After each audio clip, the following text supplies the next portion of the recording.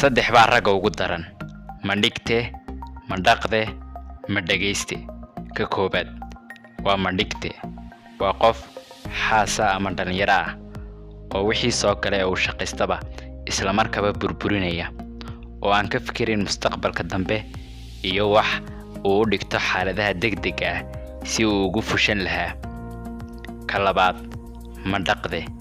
waa qof xaas leh oo aan reerkiisa si fiican u dhaqanayn oo aan ilaashanahayn, isla markaana marka uu xaas guursadaba ama uu reer dhisaba reerkiisaas kama warhayo oo uu burburinaya.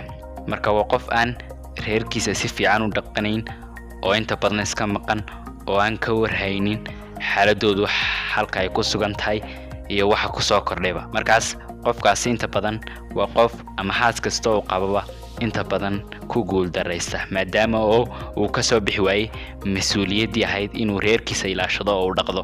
Ka saddexaad ma dhagayste. waa qof talo kasta oo loo soo jeediyo ama family ha ahaato ama asxaab ha ahaatee aan dhagaysan oo tiisa uun ay la quman tahay. qofkaasuna inta badan waxa uu ka dhacaa shar ayuu ka dhacaa, maadaama aanu qofna qaadanahayn taladiisa, waayo taladaadu mararka qaar waxay noqon kartaa mid qaldan. muuqaalkeena maanta intaas inoogu eegyahay. waa Salmaan Tamil oo idin leh. haddaan muuqaalkan ka heshay like saar, sii share garee la wadaag saaxiibadaada.